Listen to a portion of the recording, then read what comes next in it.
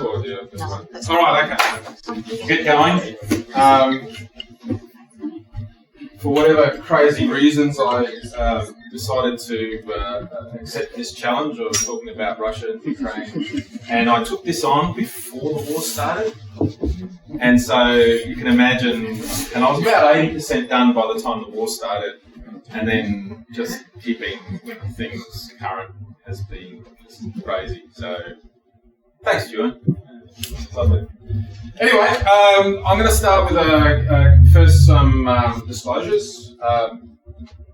One, I'm not Russian. Two, I'm not Ukraine. I've never been to either of these countries. I've never even been close. I don't have a depth of knowledge in their history.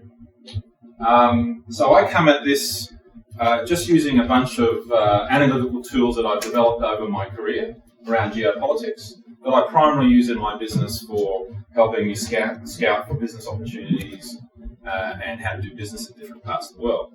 So those of you who saw my presentation on the South China Sea, I actually had quite a bit of knowledge around those regions and what was going on there, because I've been in amongst those areas and done a lot of business there over the years.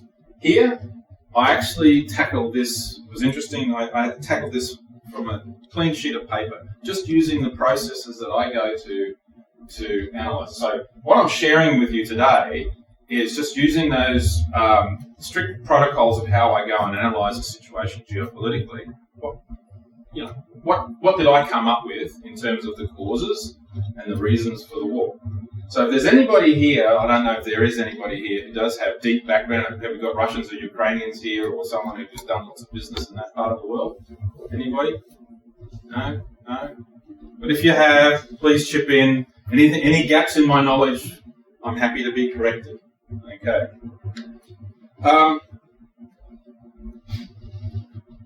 This slide is going to be the last slide of the presentation. So this is the teaser.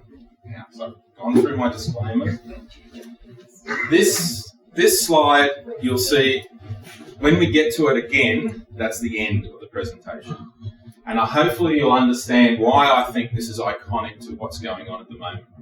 So just what you have is a relief map of Russia with Putin in front of him looking very worried and concerned with kind of dark rings under his eyes. Okay? He's not looking happy there. And there's good reason. I'm so sorry for him. No, I'm not sorry for him, but the purpose of what I go through, I'm not here about what's right or wrong. I'm here about trying to figure out what are the causes of this war, and what are the motivations, and from that, hopefully, to create some predictions of what might be happening next, or which is quite hard given the chaotic nature of war. For those who were there with me in the last presentation, you might know there's two different ways of looking at geopolitics. One is the narrative view, and this is where you kind of tell stories about, this person did this, and we view the actors on the world stage as having agency and can change things and direct things. And generally what you want in those sort of narrative stories is, you want a beginning, ends up with a climax, and there's some sort of resolution at the end. And there's generally a good guy and there's a bad guy, and we've got some white hats and some black hats.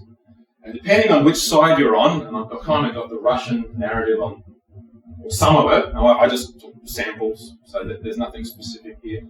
And the sort of Western narrative on the right, or the Ukrainian narrative on the right. And, and both sides have got good guys and bad guys. And I find that kind of storytelling, while interesting and amusing, doesn't allow you to figure out what the causes are, and doesn't allow you to figure out what's next, or if you can actually even do something about it, politically or through policy or whatever. So what and this is exactly the same slide I had on the South China Sea one. So this is my disclosure on the method that I use. So I call it a mechanical analysis. That's probably not the real term. I'm an amateur at geopolitics. It's just what I do. And I do that because my background is that I'm an engineer. So I like wheels and pulleys and levers, and if you do action A, then this thing over there will happen, and you can see the mechanism that links the things together. That's what I like, and in my career I found it fairly predictive, and it starts with one fundamental assumption. And if you disagree with this assumption, then everything else that follows doesn't matter, right? It just throw it all out. The fundamental assumption is that the primary goal of a government is to continue. It wants to live one more day, and the best way to think of a government. So I'm going to use terms like Putin, like everybody else does. Putin wants to do that. Biden wants to do that. But what I really mean is the government, and I view the government like a hive mind that is totally amoral. Okay, so if you can view it as a hive mind, it's amoral, and it just wants to exist, and it wants to continue that existence no matter what, good or bad. Now, once it's shored up its existence, then many governments can be moral and good and do other things. But once you threaten its existence, it reverts back to its primary mandate, which is simply to survive. And to survive, it needs 5 things. It needs defense. It needs to have external security. It needs police. It has to have internal security. It has to have food and energy. Otherwise, you just can't run your civilization. It collapses. And you need money. So you need all of those 5 things. If those 5 things are, any one of those 5 things are threatened, governments tend to go into this amoral stance. Not immoral, amoral. It does what it needs to do to survive. Okay, so you've got to, and it's a hard mindset for most of us to get into, but to run this analysis, you've got to kind of go there. Now, in the South China Sea, all of those 5 things were in play. So that was, it boggled the mind. It was like a really complicated story of the South China Sea. This one turns out to be simplified almost out of the gate, because Russia and Ukraine, for that matter, Ukraine is not energy secure, but Russia is food secure and energy secure. So 2 of those pillars are all, I don't even have to look at them. I could take them all off the table. Then I looked at internal security, and I went, and we had a discussion before here about polls. Yes, sorry? By food secure, do you mean they can grow all the food they need to sustain it? Yeah, the calories. Right. It may not be a great diet. Like if the Russians don't get imports, it's going to be whatever, tubers and grains. Potatoes. It's not going to be a great diet, but you don't die, right? And the whole food part comes from that. And I think it was a Russian general that said, revolution's only 3 meals away. So you've got to, once those 5 things are covered, then governments can do other things, good or bad or indifferent. But any of those things are threatened, it's going to do whatever it takes. So that's the core of the analysis. And 2 of those things are off the table already. And then we were discussing polls and stuff previously, and as best as I can determine, Putin has the general support of the population. I mean, it's really hard to really know, but as best as I could. And the one good hard number I could get is the level of protest, the numbers of protesters out in the street over time, over the Putin period, and they have been declining. So the size of the protests for when he was locking up his opponents were much larger than the protests against the war. So just the size of the crowds. So if I took that as an indicator, I kind of took, my next part of the analysis was I took internal security as off the table as a concern, which left me simply defence and finance as the only concerns I need to look at. So what you're seeing me do here is basically shrink the search space for answers. So defence and finance. So remember that. And then I only look at 3 factors that influence those 5 factors, and that's geography, demography, and technology. And until yesterday, I'd taken technology out of the equation. And I don't think it actually has a role to play in the cause, mainly because there's no huge asymmetries in technology here. You know, Russia is more technologically advanced than Ukraine, but NATO is more technologically advanced than Russia, right? And there's bleeding technology. So I kind of looked at that as a kind of even Steven. There wasn't a lot of differences to exploit. So most of my story is around geography, demography, as it affects defence and finance. So again, my search space shrank dramatically. Whereas in the South China Sea story, all of those things were in play. So South China Sea was incredibly complicated, interwoven. Whereas I came to fairly straightforward answers fairly quickly because the search space narrowed. So I'm just going to go straight to the answer, what my analysis found, and then afterwards I'll try and justify my answer. So I'm just going to hit you between the eyes with the big claim. This is the cause. Putin is acting like every Russian leader in history. So there's actually nothing unique about Putin per se. In that he wants to extend his borders until he reaches physical features that block invasion, and doing such would enable Russian troops to hunker down, plug the gaps between mountain, desert and sea. Now I actually plagiarised most of that statement from every down to C, because I'm lazy, I don't like to create, not that creative, came out of a 2014 geopolitical report predicting an imminent war between Russia and Ukraine. So once you know where to search, this stuff, the previous, and I found at least 3 different reports predicting it. The 2014 was the earliest, and then you'll see a slide from a Stratfor report from 2018 came to a similar conclusion that this is kind of inevitable. It's going to happen, right? So there was already geopolitical theorists out there that was kind of pointing to the issues and pointing to something that is deeply embedded in Russian history.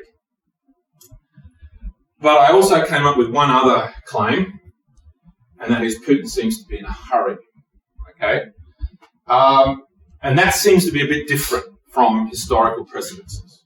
Okay? And in fact, even Putin's own historical, I'll show you that he's got form that goes over a long period of time where he's taken many, many actions to fulfill that strategic outcome. But suddenly, for those, I don't know if you heard, but I put most of this presentation together before the war started. And if the war hadn't started, I'd be standing here predicting that a war is about to start, right? But I only expected him to take the Donbass region and then their claims to territory. So I expected him to do a small incursion and a small extension to take what he needs in bite-sized chunks, because that's what he's done previously. But instead, he's thrown it all in. And that got me down this other path that Putin seems to be in a hurry. So my next 2 parts of the presentation is first to justify the first claim, that that's what he's out to do. Okay? And then I've put him forward a thesis as to why he's in a hurry. And then after that, I'm going to be really brave and make some wild-ass predictions. Okay. First of all, I'd like to introduce you to the bad guy. So if you watch a narrative and there's a good guy and a bad guy, this is the bad guy. This is the Northern European plains. Okay? This is a geographic feature that is the cause of most European history and conflict, including today's. Why? Well, first, it's got some good attributes. It's fertile, it's rich, it can produce lots of food, it's got mineral wealth, it's got rivers, it's got really, really good stuff, but it is a plain. Right? So the Northern European plains is a great place to create capital. You can build things, you can build towns, you can build factories and farms and stuff like that. But the problem with the plain is they're very, very hard to defend. Right? So they're asymmetric. So this is the horde lands. This is where all of your, you go back in history, your hordes come in from the east and the west and south. And the problem with plains is it's very easy to attack and very hard to defend. So what Europe is really a history of someone going and taking someone else's stuff, trying to defend it, and then eventually someone else taking it back again. And you'll see evidence of that shortly. Right? So just remember that this is the bad guy. And then the other thing to now imagine where Russia is there. Russia occupies the most of that northern European plains. So this is the geographic feature at the heart of it. And then this gets represented. So this is out of the Stratfor report of 2017. Sorry, I thought it was 2017, where they were, and they were predicting that there would be an imminent conflict with Ukraine because Russia had, so Russia as a country. So from the time, and Russia hasn't always been there, obviously. So we'll see. I'll run you through a video with some history in it shortly. But once Russia as an entity emerged and became a real thing, Russia as a country has been invaded over 50 times, right? And it's always been invaded through certain invasion routes. So, and this is where it gets hard for us to imagine. Because when you're trying to imagine what the other side is about, you kind of got to imagine where they've come from. So this is a place, let me just reiterate that has been invaded over 50 times in its history, and it's what you learn when you go to school. Right? And the last time it was done was the Great Patriotic War that was against Hitler. Right? So this is what you live and breathe as you grow up. All right, wait a minute now. I've got to see if this is going to work. What I've done to try and okay, it's not on my screen. It's going to be hard. I'll leave that there. I'll see if I can run it off there. There we go. So what I've done is I've set up my own Google map, and I kind of tried to map out all of the So first of all, what are the geographic features that drive this behaviour around the plains? So there's the Great Northern European Plains. There's Russia at the centre of it. Going east to west, you've kind of got the Altiashan Mountains, the Tian Shan system, the Karakum Desert, the Caspian Sea, the Caucasus Mountains, and the Carpathian Mountains. So if you're not up to those kind of geographic features, they're the ones that matter to Russia. They're the barriers for invasion. And that sets up for the 9 invasion routes. That's going to work. 9. Oh. Not working. Maybe my internet's gone away. Oh no, there they are. Oh, good. So what you have is 9 invasion routes going from east to west. The Zungarian Gate, the Central Asian Corridor. You've got the Caucasus coastal approach on either side of the Caucasus. Good old Crimea.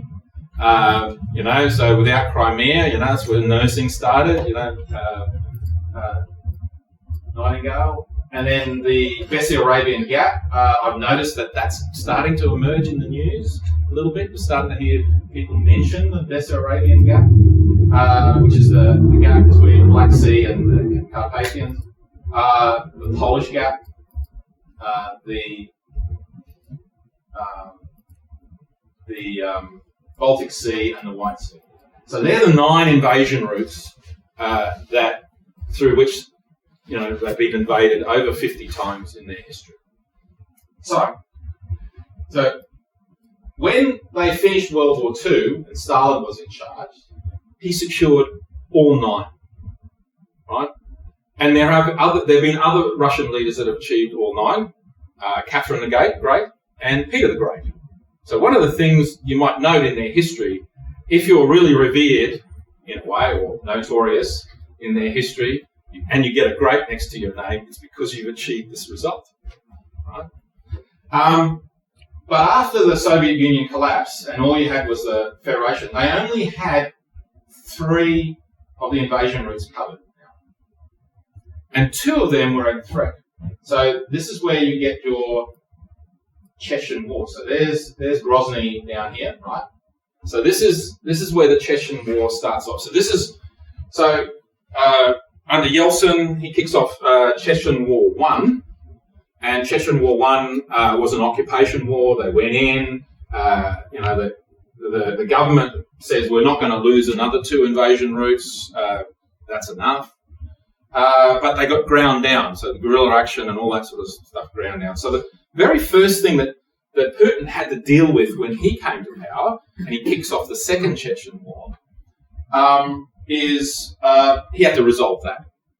And that's where the Russians came up with a new tactic, because their forces were being ground down by, and if you remember, there was that school taken and all the kiddies killed, and there was terrorists in Moscow blowing up theatres and things like that. So all of that was going on, and Putin, his first task was to deal with that.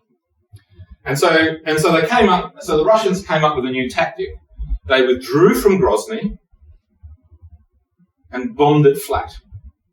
They just, women, children, didn't matter, smashed it flat. So if anybody says right now, when he's doing that in Ukraine, that this is all new and he needs to have,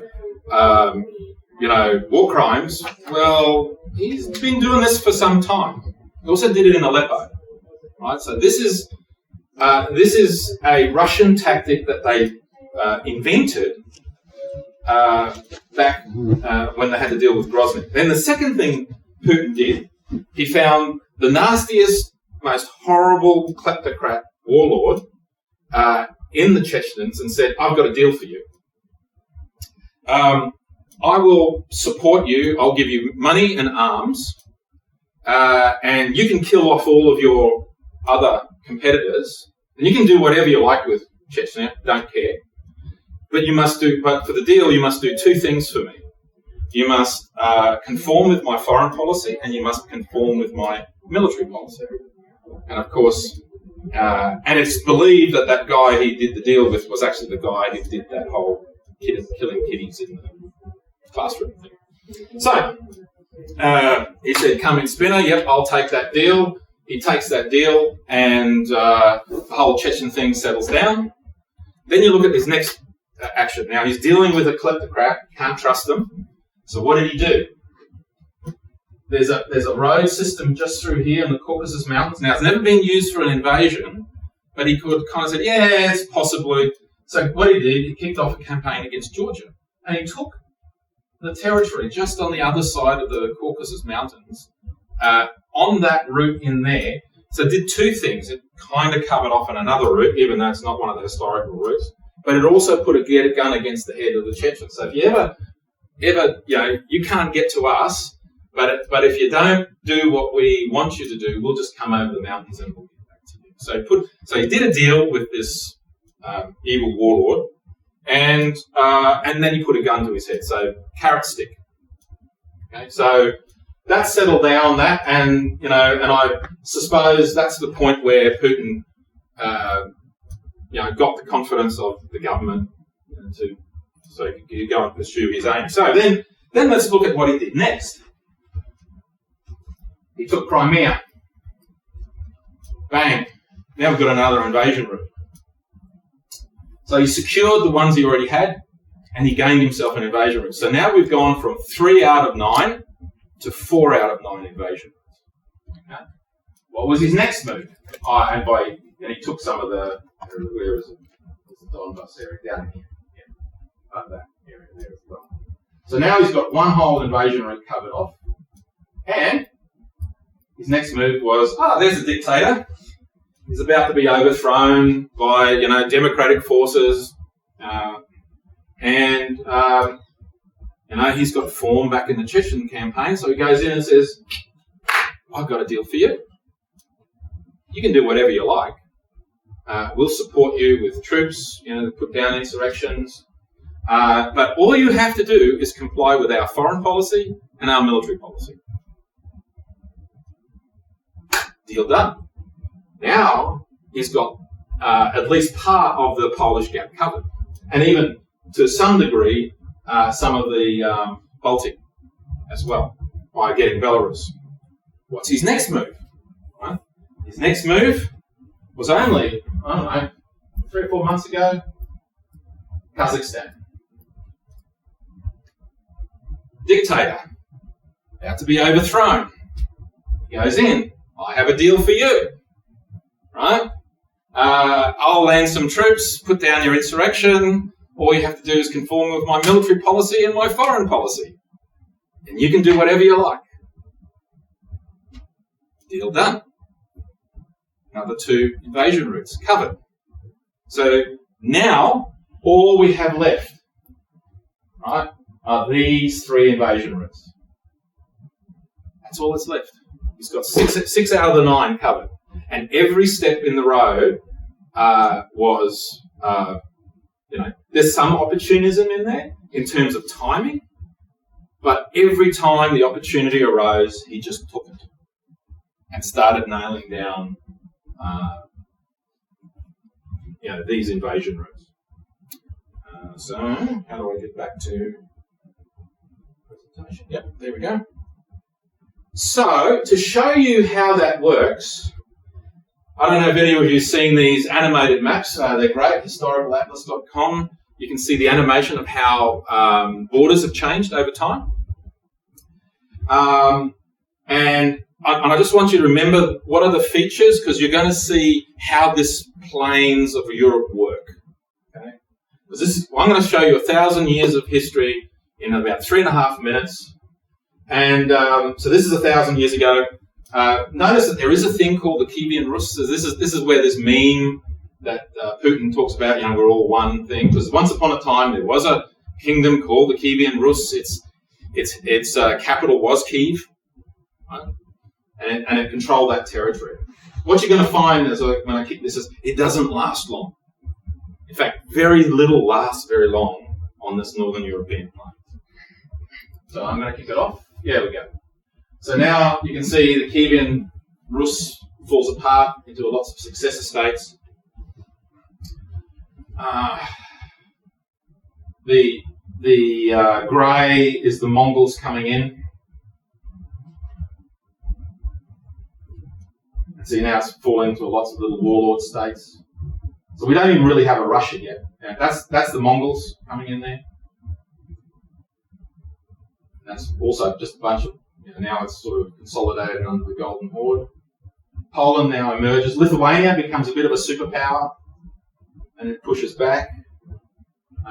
You're going to get the Ottoman Empire starting down in the south. So there you can see Lithuania. So there you go. Lithuania's got as much claim to Ukraine as anybody else, right? Lithuania and Poland become a superpower. So now you can see up in there, you can see the Republic of Novgorod. That's the early emergence of Russia. Right? And you'll see that red, there's the Swedes going in. That's coming in over the White Sea and the Baltic. That's the White Sea approach. The Swedes have a lot of go at this. They like taking bits of Russia. Now we've got a Russia emerging. And notice that it emerges from the north, going south. And it slowly consolidates over time. The Ottomans, so right now, Ukraine could be part of Dar Islam. It's Crimea is a Muslim country. Is at this point. Now Poland owns most of Ukraine. Right. And you'll notice that you'll see a lot of action here, going backwards and forwards here. That's the Bessarabian Gap, and the Caucasus Mountains. You'll see soon lots of stuff going through there. Oh, by the way, this is also an invasion route for Russia going out. But most of it has been going in. So notice that it's Russia's reaching into the Bessarabian Gap now.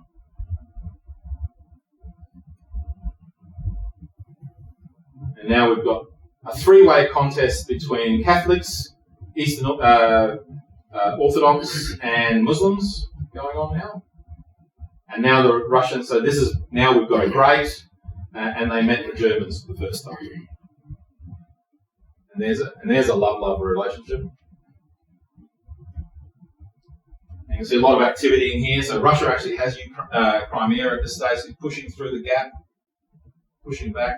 Now, every time there's a move, I just want you to kind of think about this. Every time there's a slight change in those borders, that's a war. Right? World War I. Ukraine exists. Oh, I forgot to mention, Ukraine exists 3 times during this, and it has the life of a gnat. So this Ukraine that we have today is the 3rd Ukraine that has ever existed, and now we've got the Soviet Union, and that's when we hit the 1991 when the Soviet Union fell apart, and we have today's Ukraine. So I hope that kind of shows you the kind of dynamic push and pull that plains countries do. So there's this constant need to buttress your borders or take someone else's stuff for some strategic reason. And this was expressed by Catherine the Great, where she came up with this classic quote. I think I found this on day 1 when I was doing my analysis, so I actually never heard it before, but when you're just going through the logical steps of how I look at these sort of things, you come across this pretty quickly. I have no way to defend my borders but to extend them.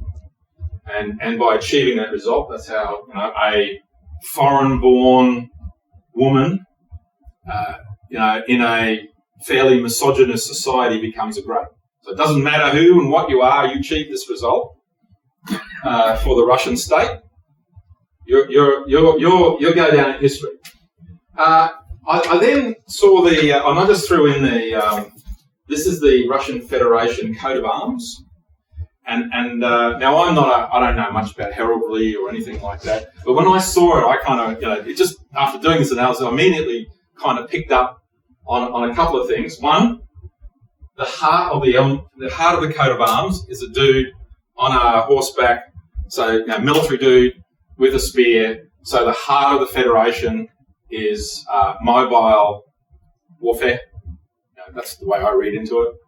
And it's an eagle with 2 heads, right, looking in 2 different directions, which means those bastards can come at it from any direction. And so to me, that coat of arms kind of represents their history. Is their core, is their military, is their mobile military, and the bastards can come at us from any direction, which kind of breeds a certain level of paranoia, I must say. So that's the why. Okay, so that's if there's only defence and finance, and there's only geography and demography really affecting these things, this is a geographic defence story. Right? So he's trying to grab the Bessarabian Gap. And by the way, Ukraine doesn't quite make it either. So kind of, I'm getting predictions. So now I'm moving into the why now. Why is he doing it now? And why is he, to my view, seems to be taking extreme risks in doing what he's doing. Whereas if you looked at all his previous steps in that strategy, they were all well considered, very modest, and very low risk. And suddenly he's doing like in poker, he's going all in, right? And may not have been prepared for the all in either, in some respects. And the why now, I believe, is a demographic story. So for those who, I'll just quickly reiterate what demographics is. It's kind of where you stack your population, show what by age group, and a healthy demographic is this demographic. What's 1, 2, 3, 4, and if you have something that looks like that and ranked in those sorts of pyramids, everything you've got a very good, growing, internally consistent society. You can go to a site called demographicpyramid.org. You can dial up any country in the world. It's fun. You can have a look. And this is what you get from the Russian demographics. And it is downright awful. Now, this is not related to the why now yet, but it kind of gives you an idea of the background. If you look at anything over 50, so from about there up, there's twice as many women as there are men. Living on the plains, and you'll see the same picture in Ukraine and Belarus and everything, so it doesn't matter whether it's not just Russia. Anyone who lives on the plains, it's not good if you're a dude. Being a guy is a bad deal, living on the plains, Northern European plains. Yeah. And that's war, purges, the politics is quite horrible. There's, leaving the country, running, the guys are more likely to leave the country. They have bad, issues with alcoholism, drug addiction. There's massive amounts of antibiotic-resistant TB. Guys, on general, didn't get vaccinated during the pandemic. They were more likely not to vaccinate. So there's a whole lot of reasons why, living on the plains of Northern European plains of Europe is just not a good deal if you're a guy, right? But what's driving the current moment is, right at the moment, this portion here represents the military age population today. This portion here represents the military age in 10 years' time. It's half. Okay? Putin, or Russia, expects that the size of its army is going to halve in the next 10 years. So if it's going to do anything geopolitically through military means, it has to be now. And he's got 10 years left. And it turns out that army roughly half the size is enough to garrison the gaps. So this is what I believe is the urgency. Now, you notice that it flares out down here. There's a lot of controversy about this part of the demographic curve. About a decade ago, out of thin air, Russia in their official statistics added about 8 million kids. Now, over on the right-hand side, notice that there's the forecast using, and notice that there's like two bumps, right? That first peak was in 1990, and then the population went into decline.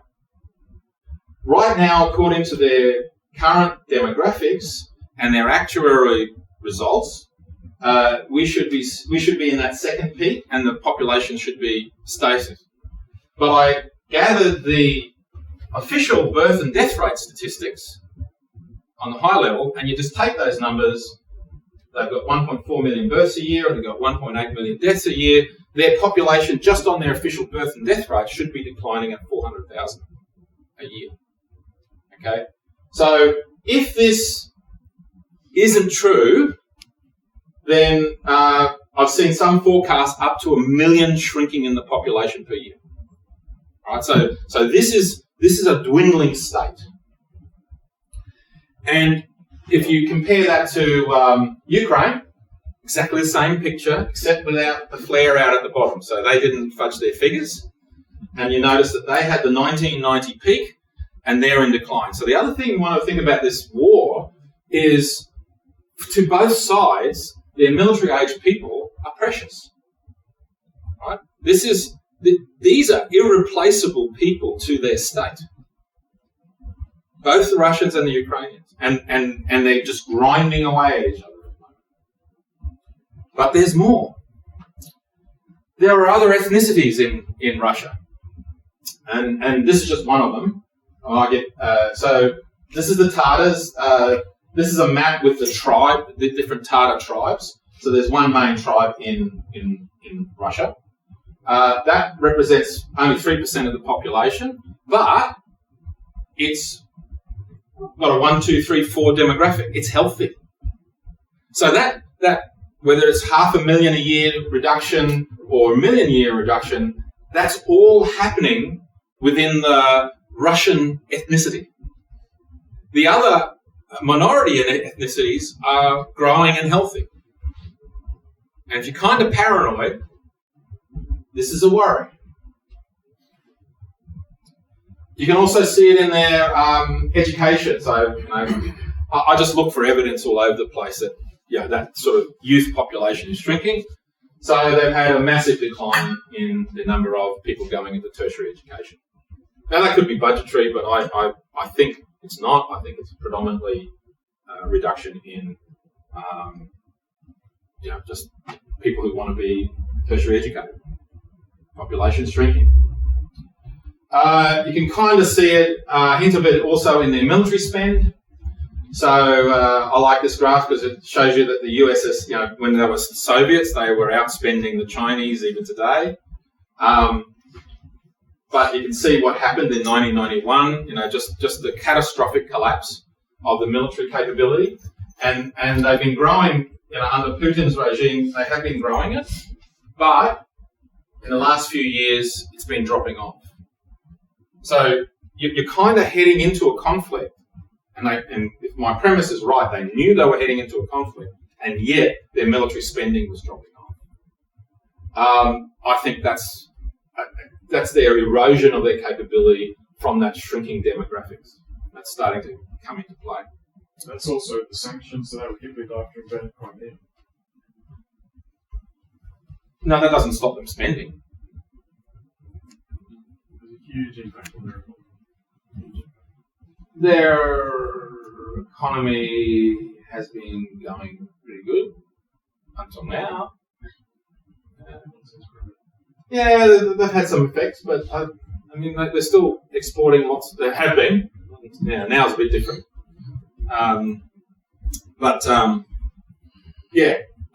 You're right. That might be another cause. I'm just looking at this things for hints of things going on with demographics.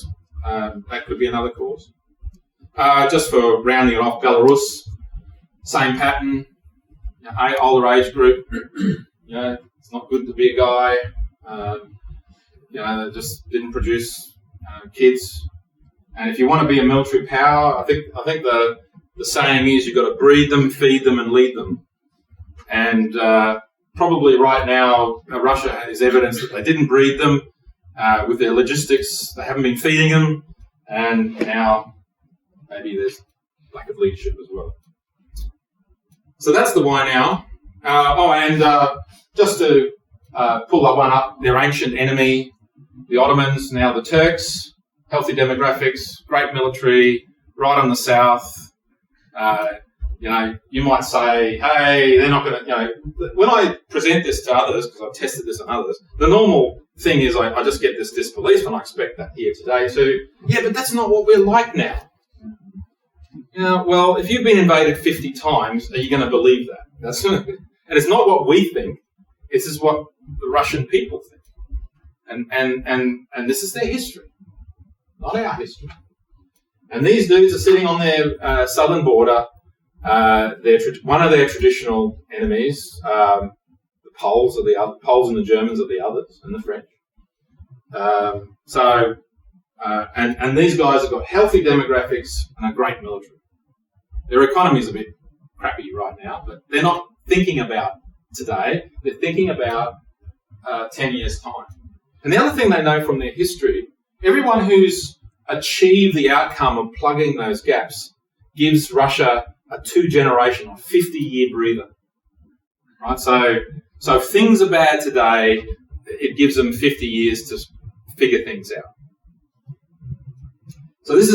So what I'm portraying here is an existential perception of it. It may not be true, but it's a perception of an existential threat, and they're acting in accordance with that perception. Now, we don't have to agree with that. We don't have to like it. It looks like we're on the other side of that perception. We're trying to help the Ukrainians and all that sort of stuff, and I'm probably more on that side. But, it behoves us to understand their motives and objectives, because if we don't understand their motives and objectives, we can't predict what they will do, and we can't come up with decent policies or responses against their war goals. So here's any questions so far, because I'm now going into the really crazy where I make actual guesses of what's next. Right? Yeah, my question is around them being a nuclear-armed nation. Yes. And I would have thought that reduced their need to close off all these invasion routes. And a really good indicator of that is NATO, for example, is not going to put troops on the ground in Ukraine directly against Russia because Russia is nuclear-armed. Mm-hmm. So why does that same argument not apply to potential invasion threats in Russia? Because the other guys can become nuclear-armed pretty quick, and NATO is nuclear-armed. The French are. But that's the English are, and they've both invaded historically. But no one's invaded since nuclear armament, right? They wouldn't do it. It's mutually assured destruction. Only if you use WMDs. Like if they invaded Poland, for example, and they just used conventional, the WMD policies of the West isn't immediately go to nukes. But Poland is in NATO. Sorry? Poland is in NATO, yeah. So that would immediately... Yeah, it would give a conventional response. Doesn't mean it's a nuclear response. But that's the first time, that would be the first time two nuclear-armed armies have gone against each other, wouldn't it? Without a proxy involved. Well... That's never happened before. No, when the Chinese came across the border in North Korea... I can't remember whether they were nuclear armed yet. Yeah, that doesn't really count. Chinese. No, the Chinese were shooting Americans. Americans were shooting Chinese. Chinese and Russians were fighting. Yeah, they've had a bit of. China and Russia have a few bit ups occasionally. The nuclear thing is nuclear is an all-in strategy to become a liar. Yeah. And the Russians train to fight nuclear global problems. They train to put a tactical nuke here and there. So nukes aren't a reliable defense. Well, but based on their actions, I would say they don't believe that. You know, so again, it's not what's true; it's what they believe, right? And if and this is deep history. This is deep in their psyche, right? If you like, that this is of concern to them.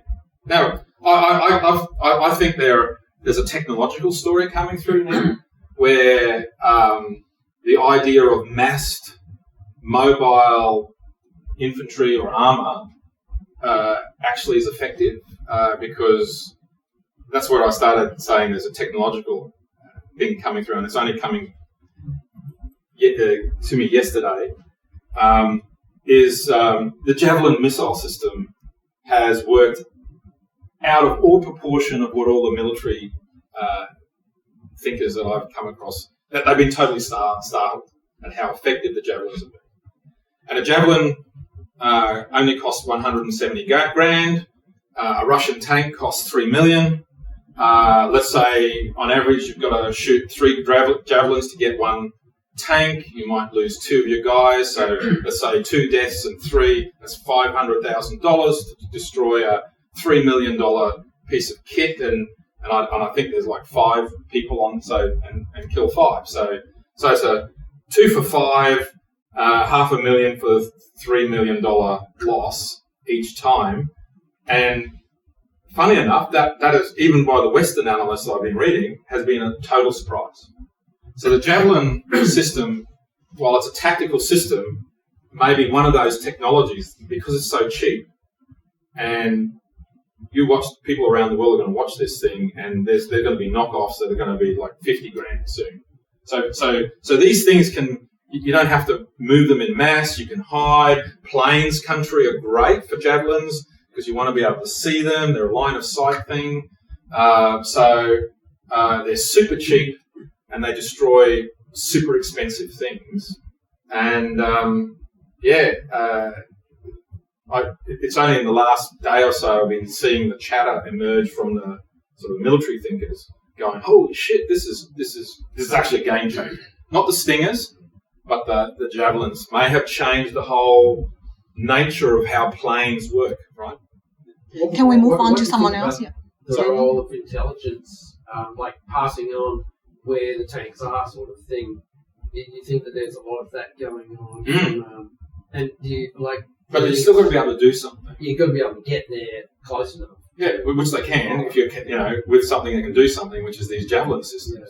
Because they're just a few guys wandering around on the ground, and if they know, if you can tell them where to go, they just go there. And as I said, it's a 170k piece of kit that knocks out a $3 million piece of kit. This is, even the guys on our side have been totally startled by this effect of this system.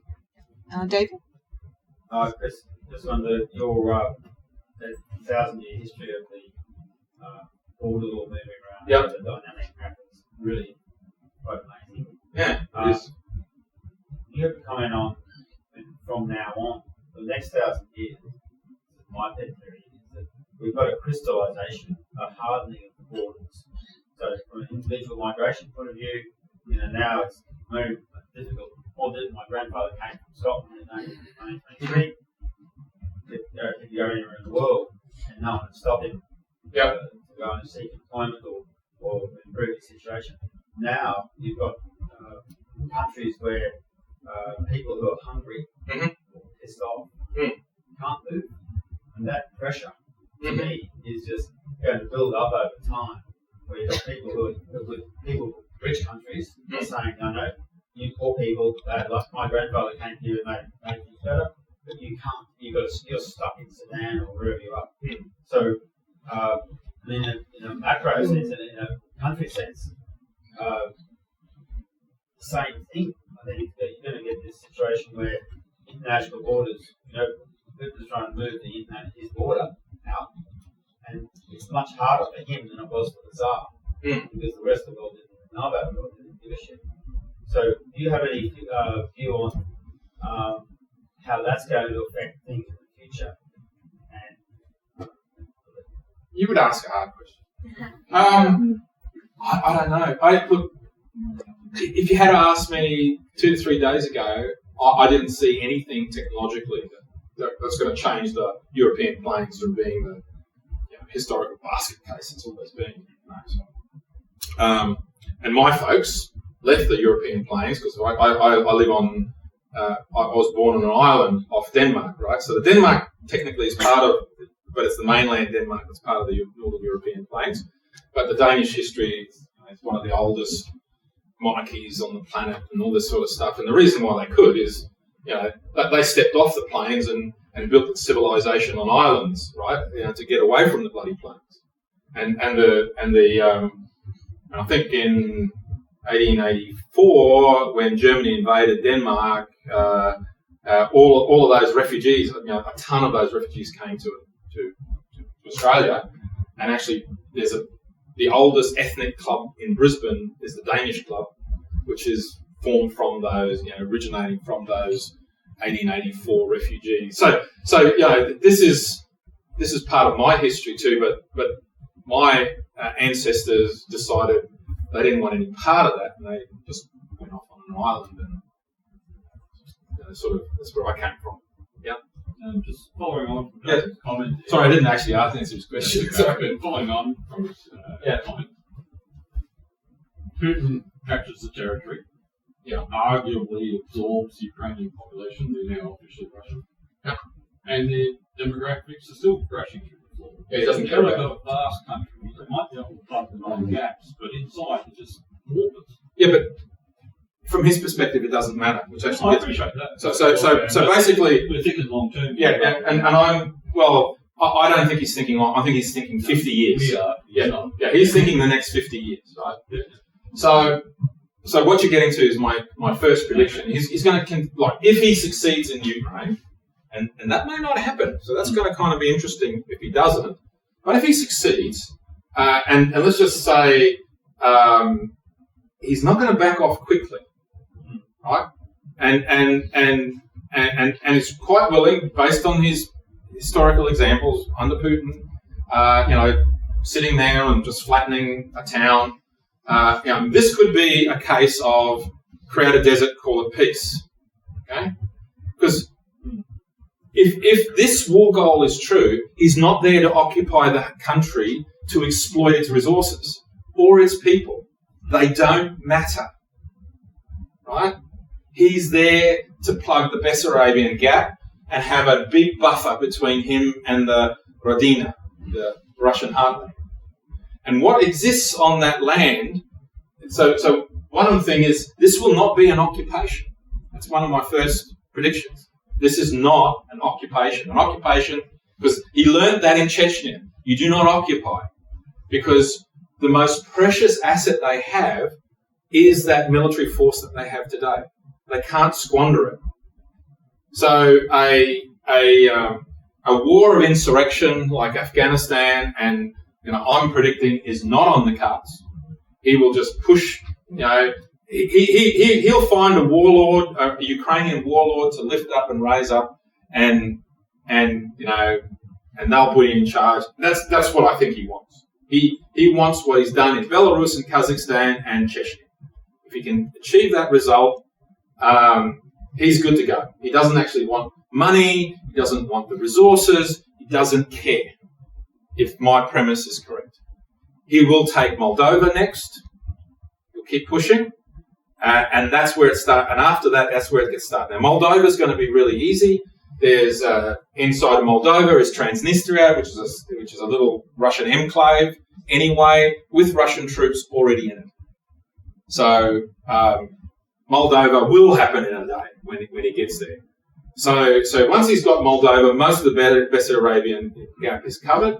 And in fact, the only country he really needs to really sustain, really, if you want to think about it, and you want a country to support his garrison, actually Moldova is good enough. The resources of Moldova can feed his army locally, and that'll be fine. What happens in Ukraine just simply doesn't matter.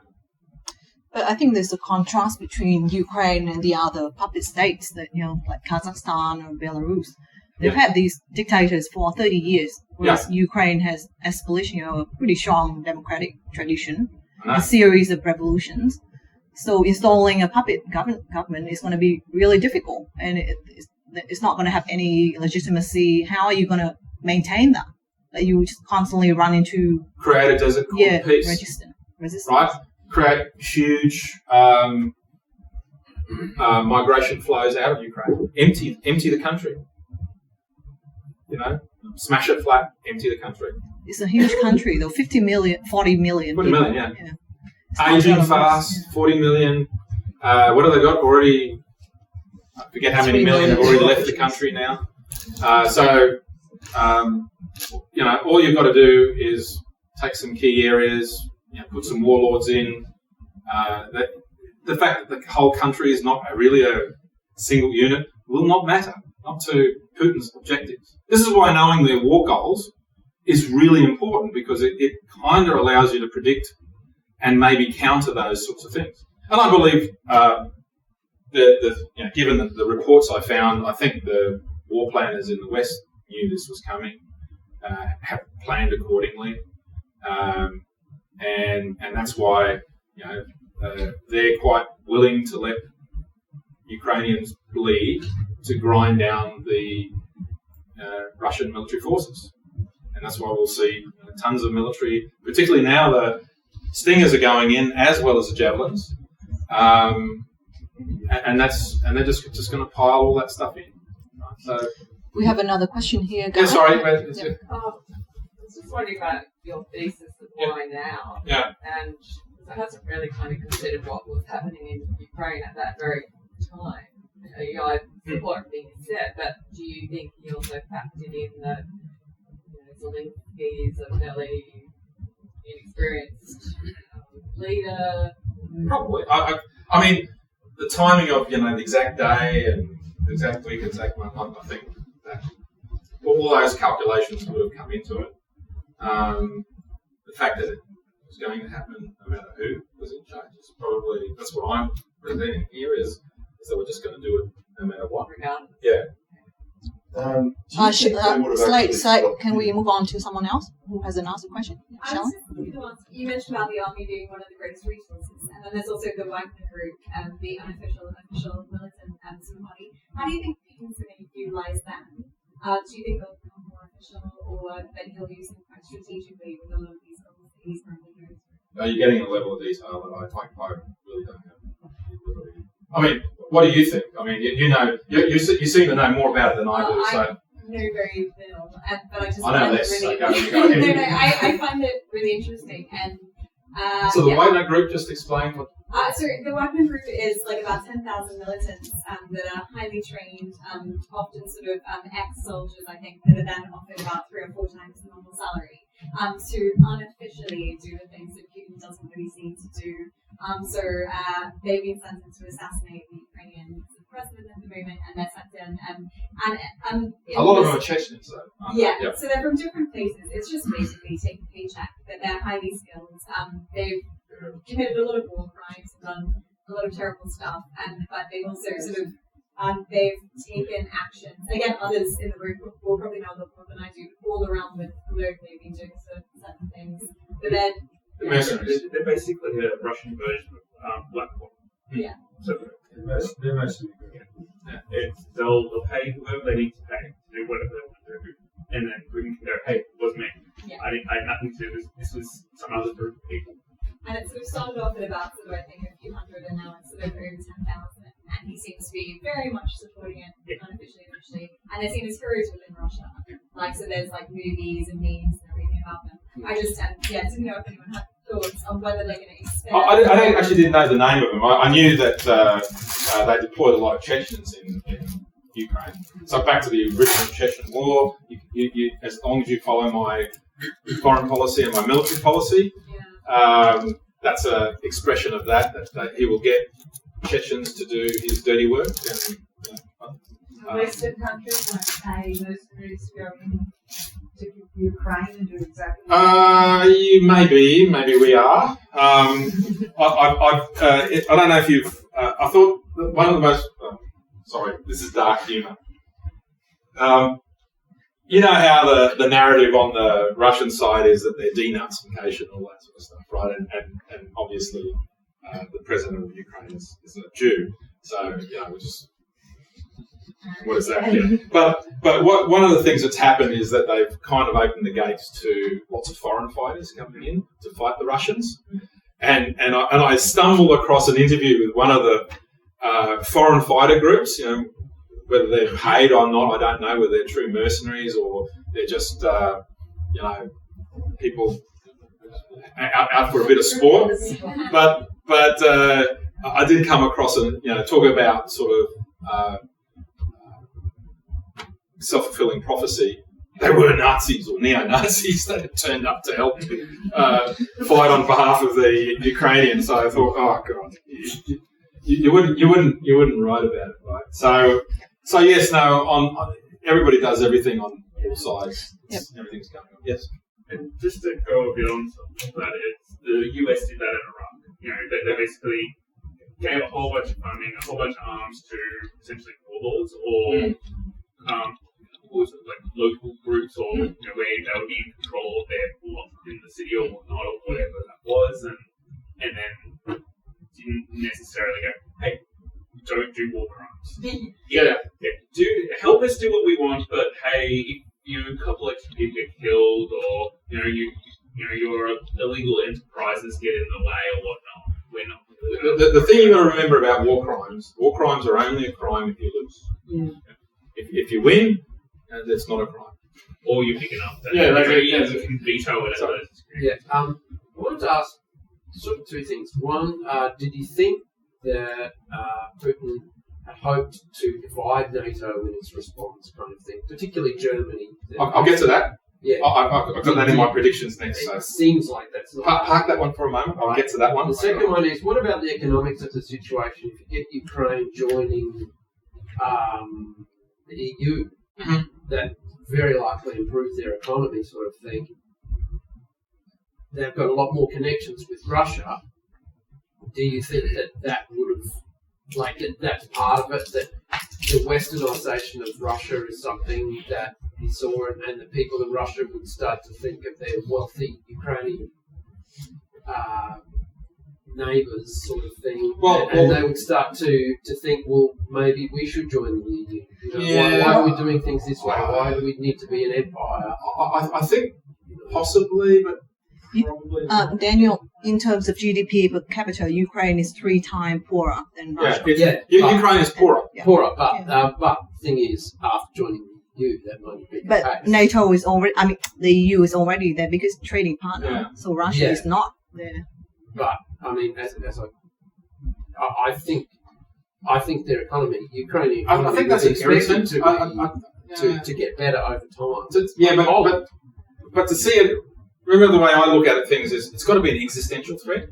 So if the Ukrainians become richer than the Russians, it's not really the end of the Russian state. But the existential threat is that the authoritarian government gets removed. Yeah, that's an existential threat to Putin himself, not to the government. So when I don't really follow the great man of history theory. As I said, I think more of the hive mind, and just got this representative on the top saying and doing what he needs to do to achieve the government hive mind requirements. So from my viewpoint, no, none of that really. The fact that an individual leader loses his slot doesn't matter. That doesn't change the government continuity. It might change from being authoritarian to being actually. Yeah, but possibly. But if it evolves, it doesn't matter. But if it's only when it happens overnight that they care. So if it's an evolutionary thing, it doesn't really worry. Governments can evolve, but they don't like sudden change, like going from a democracy to a dictatorship or vice versa. Now I'm on this.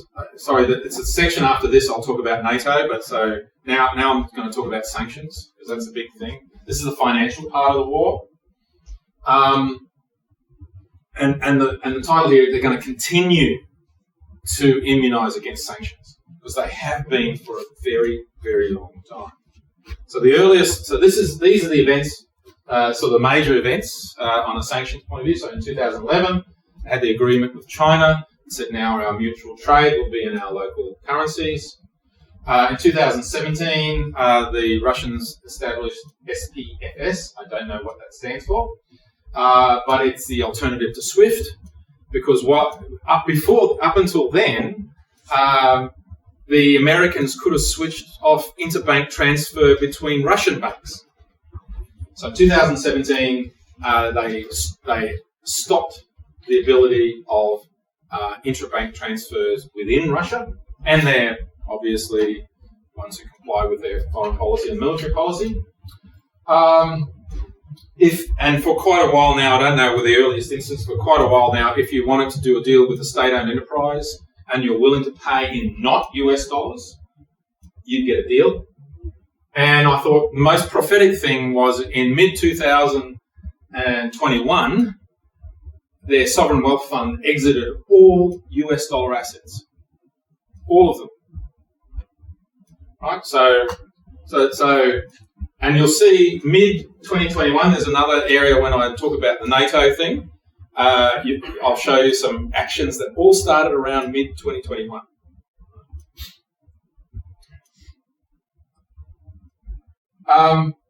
They have been packing gold reserves like demons.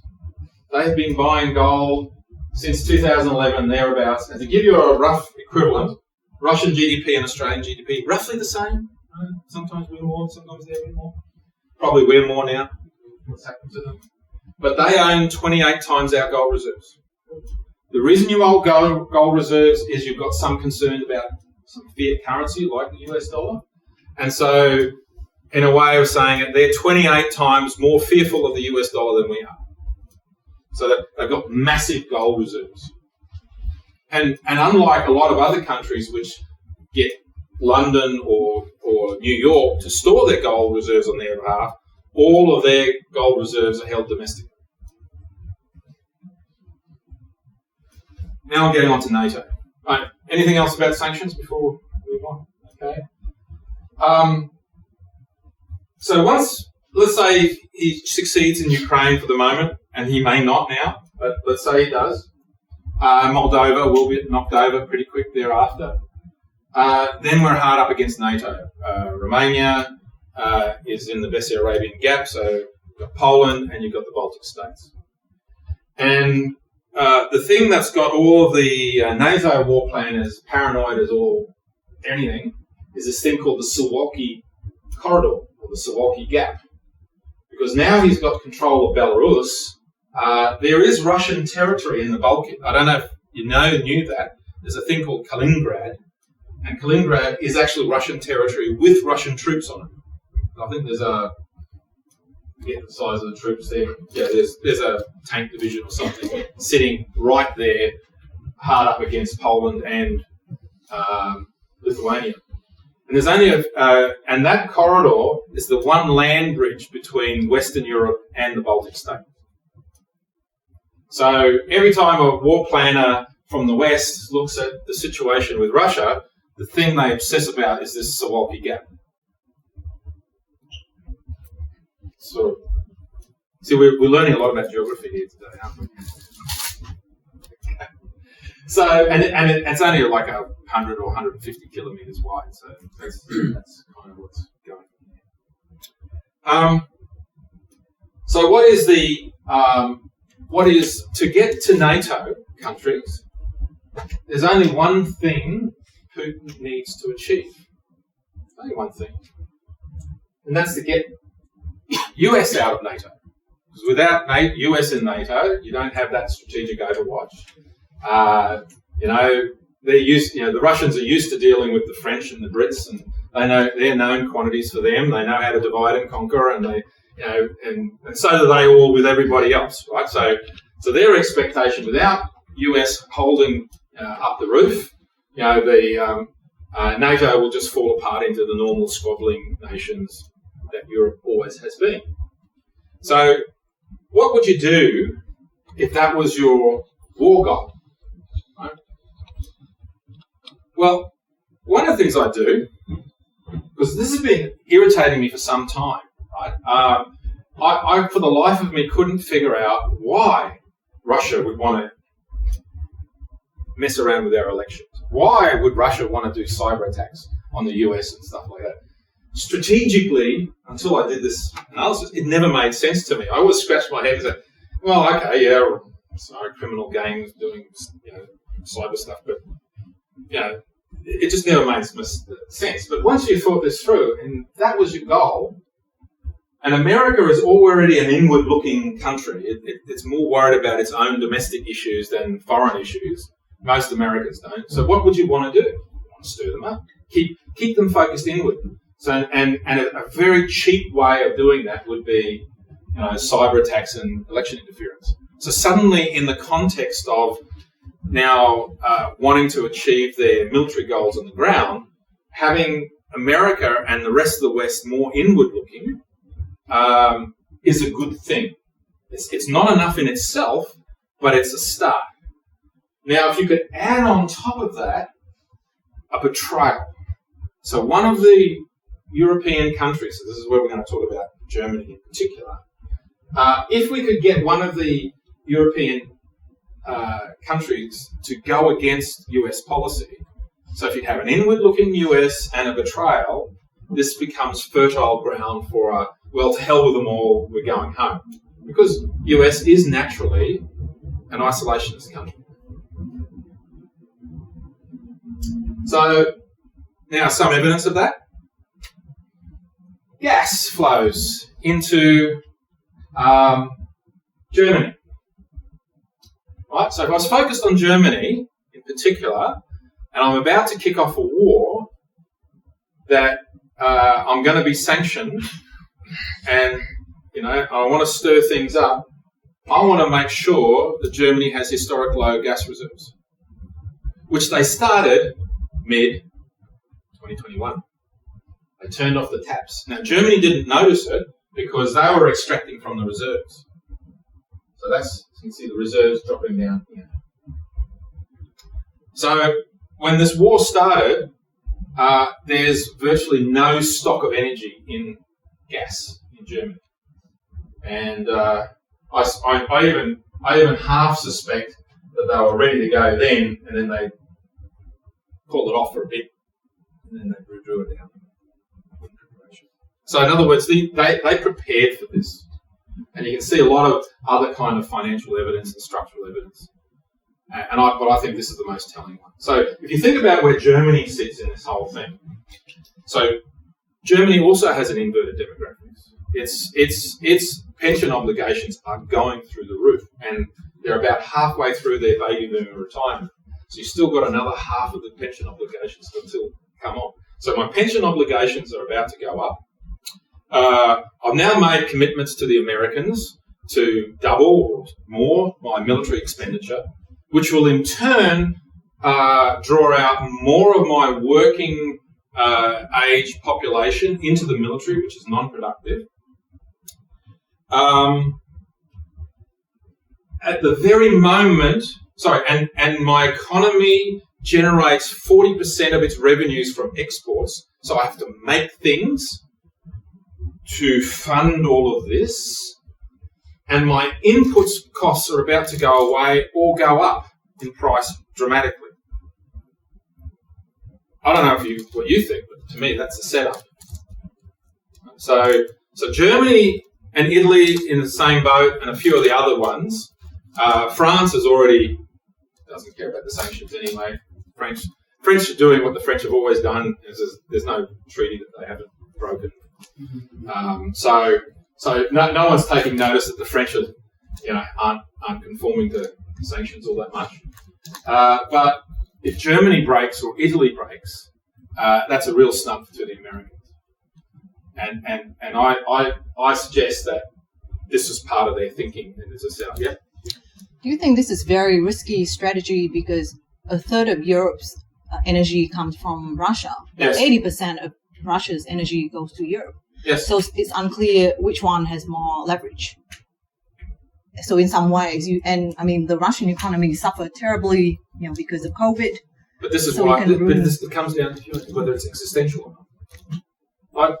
Who cares if I'm poorer as long as I'm alive? If that's what they think, that's what I'm portraying here. That's their thinking. So we're all going, they're going to be poorer, they're going to pull out any time now. I'm going, not if that's what they're thinking. Right? So, whereas the Germans, on the other hand, their state is not threatened, other than financially now. They are under an existential threat financially, because what are we going, you've got incompatible financial obligations here. Are they going to let the gas through and pay them, but the Russians won't give them unless they get paid, but if you pay them in the SWIFT system, that's no point, So we're getting into a real interesting, snarly mess here that becomes unpredictable. But what I am predicting here is that this is intent. This is they're looking. Putin wants NATO, US exiting NATO, and from the US perspective, in a way, NATO's already done its job. NATO was set up to defeat the Soviet Union. Job done. Finished in 1991. And this is what Trump said when Trump came in. He just said, "Why are we in here? What are we doing with these guys? And they're not even paying their dues, and even sanctioned them, right? Even sanctioned the Germans, and you only have to get another one of them, and the right sort of betrayal, and why should we support these people? You can imagine, the narrative you're going to get in politics, and they knew this. And they're prepared. So it's just who's going to wear what costs, right? Either side can win this war.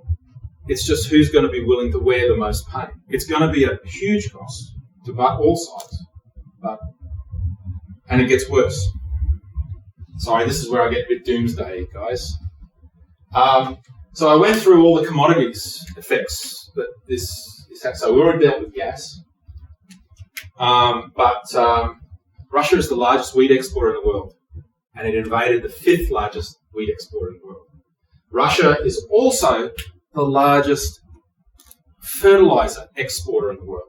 And before this war had kicked off, in mid-2021, China cut off all exports of fertilizers. So from Australia's perspective, 2/3 of our urea used to come from China. Okay. Now we're facing a massive urea shortage, and we've had to scramble to get urea from other parts of the world, which includes Russia. and that's now all, because of sanctions, it's all now cut off. So, and I was listening to a podcast where they were interviewing a Midwestern farmer. I thought this is just to blow your mind. And there's this guy, and he's got this really startled voice, and he says, "My fertilizer cost for this year is more than my crop revenue from last year." Fertilizer costs before the war had already gone up 5 to 7-fold, depending on where you are in the world. We're about to enter into a mass drop of yield. My back of the envelope says that the carrying capacity of the world will be reduced by about 1 billion people. So that means famine coming, everybody. The last time anything near like this happened was about 10 years ago when there was a locust plague followed by a drought on the Russian heartland. And what they did was they sequestered they stopped all wheat exports. Remember, food is one of the pillars, so they didn't want to expose their local population to international food prices. So they just stopped all exports. That keeps the price down domestically, but puts it up internationally. Food prices trebled in the Middle East, and you had the Arab Spring. So suddenly, or you take out the food pillar of the security pillar, and suddenly all of those regimes fell over. This is going to be on a scale 10 times worse. This is really bad stuff if it doesn't get resolved. And the crop in Ukraine's already gone, so that's just not going. So that's my most horrible scenario that's coming out of all of this. Low-grade steel, so that means they're the largest low-grade steel exporter. Yeah, sorry, just can you reinforce what you think will happen locally? Here, food prices going up a lot. What sort of double, triple, something like that. Whole chunks of the world will go into famine. It's bad, really bad. The Western countries just can't we just build factories and make their own? It takes a couple of years. Yes, like Australia is in a really good position. So let's look at the urea thing, right? We produce 1/3 of our own urea. Yeah. So there's your nitrogen-based fertilizer. And there's a factory actually out at the port, Brisbane. That's where it is. It actually produces the urea. So the inputs to it is gas, right? Natural gas. So we've got all the inputs that you need. We've got the technical capability. We know how to do it. We've got the human resources to do it. So Australia is in a prime position to be relatively unaffected by this. But it still takes us a couple of years to build these facilities. And they're all at the moment in feasibility study. So there's a big one in Northern Territory being doing. So we still got to build them. And that, and this all comes offline this year, and we can start replacing it, but it's always the time lag that kills us, literally. So, of the staples, grain, for example, Mm-hmm. I don't know what's No. But the vegetables, what are we not, if we get rid of our surplus, export surplus mentality, what don't we have? And we've got everything. We're food secure. We've got everything here. We've got everything. So Australia's one of those bastions that we just reverse. We just cut export, given a catastrophe. We just stop exporting to where we're exporting to. They get hungry, and we're if we're that brutal, yes. Or we wear international prices and we just all wear a high inflation. Depends on what our government can stomach. If it lets prices rise, less people go hungry. If our government feels like they lose government, for political reasons, they want to keep prices down, you sequester your exports. you appropriate. Yeah, But if the prices rise here, then you've got you won't have famine here. No, you won't have famine. You've got people who can't afford food. Yeah, but it won't. Different sort of famine. It's a different sort of famine. We'll get by even with high prices, but higher prices actually mean someone else somewhere in the world is eating that otherwise wouldn't have. Whereas if we contain it all here and say, no, we've got to protect our people and we've all got to eat better than whatever, then it's going to be one of those interesting dilemmas. So we see something that would last a year or two. We're not talking about long, we're just talking about an effect in the short term, not a long term. But crops are annual, so it's this year and next year. And it takes, but we can fix this, right, from an Australian perspective, and then we can build out and share what we make. But we can't fix this by the end of the year. Can we have this Yes, idea? It's obviously that it's going to affect pretty much third world countries, especially everything that is in Africa, maybe Middle East and all that area. Yeah. So we're saying people over there are going to die, which is probably going to cause some more revolutions in those areas. It's going to be really, really hard. Sorry to say this. I mean, we could all go to Conveyor and group hug, and it's all resolved, and there's negotiations going on in Turkey between the two sides, and if the fertilizer comes back online, it's going to be a bit squeaky without this year's crop from Ukraine, but we'll probably get through it. But if it doesn't, if it digs in and everybody else digs in, and the fertilizers don't move, then not only is that source of food off the table, but the yield from the rest of the world will go down. Are these due to sanctions from the West, or are they things that Russia is saying that they won't, they won't sell to the rest of the world? I don't know, because that's what they've got. But yeah, but then, I mean, are they? Is it say fertilizer is necessarily going to stop going from Russia to the rest? Well, it is at the moment. Yeah. Right. Yeah. So, but he got, this is where the conundrum from policy point of view comes from, because we closed off SWIFT to them. So now I'm Germany and I want your fertilizer. How do I pay you? And why would I deliver you fertilizer if you're not going to pay me? And you just go, but I haven't got a mechanism to pay you. Well, that's not my problem. But I'll give you the fertilizer. I'm sure the Russians will, in fact, given their objectives, they will happily supply fertilizer to anyone that pays them. But right at the moment, the payment mechanism is shut off from them because of sanctions. And then you're going to say, oh, well, let's just open up that gateway. But hold on, I'm going to get US dollars for this. And you're telling, and at the moment, every time I get US dollars, you just appropriate it. Because they took their, 160 billion cash reserve. So again, I'm not really paid if I get something that I can't use. So this is the conundrum that's going. Yeah. Where do you think China sits with all this collateral damage? I've tried to figure that out. Like I got to tell you, on a prima facie basis, it should be good, right? It should be because Russia is an energy and a food surplus nation. China is an energy and a food deficit nation, right? Tie the two together, each offsets the other, and they've already got this internal trade relationship already set up. It should be all good to go. But I think there's a timing issue here.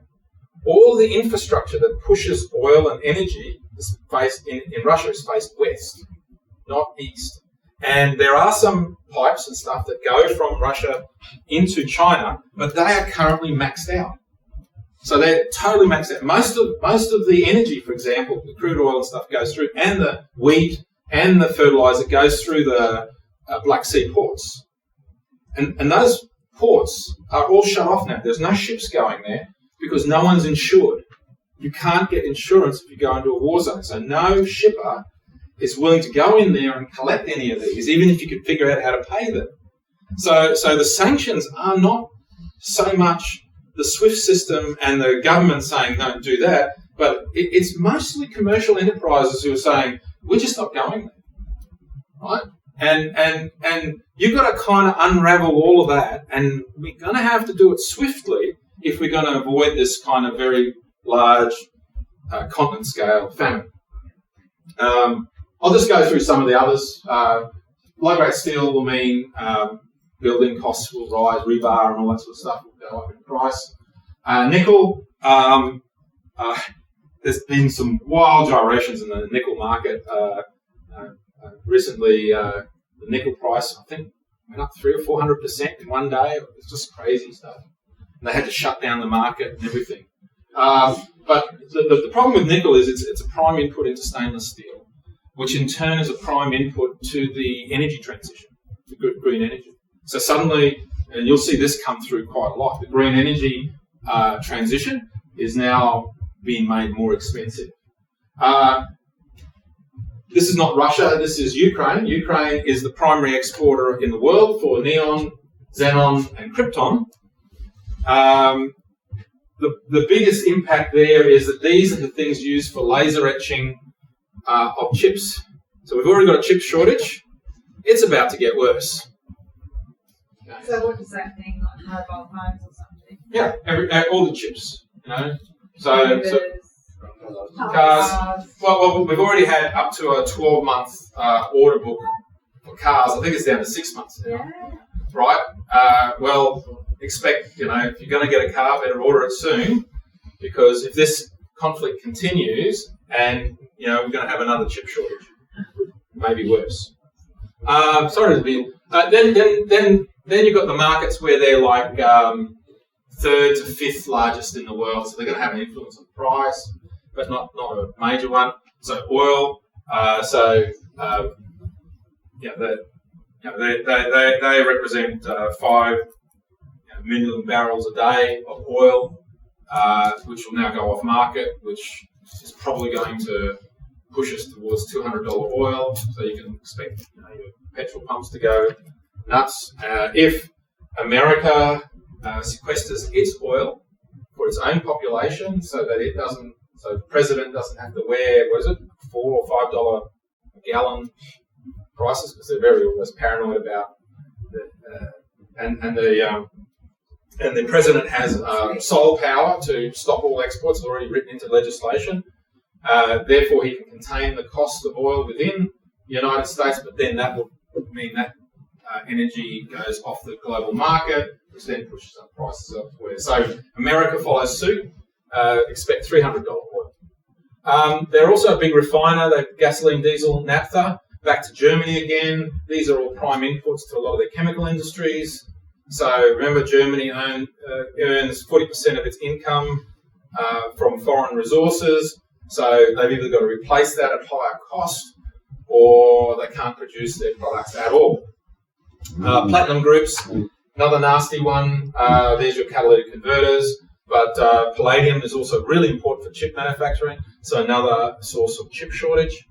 Lumber and seed oil, that get mainly consumed in Southeast Asia, so I don't really know what the impacts of that. But copper is an important one, also for the green revolution, for the green transition to energy.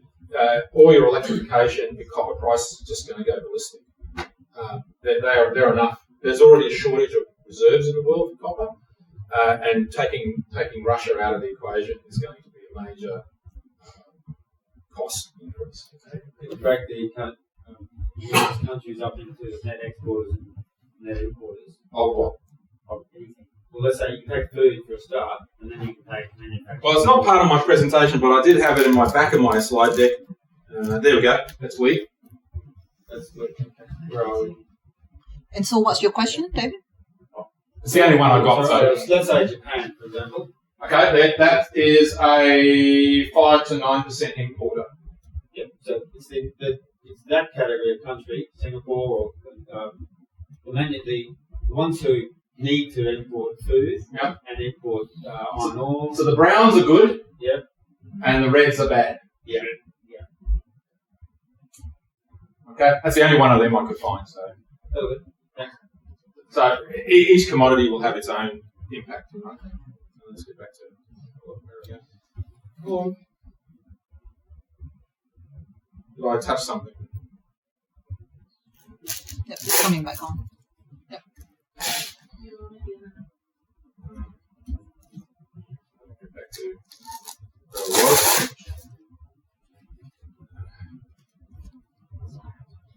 Sorry. There we are. Okay, and then coal is the last one there. They're a swing producer, so when someone falls short of energy in their normal energy system, they buy coal off the Russians to infill.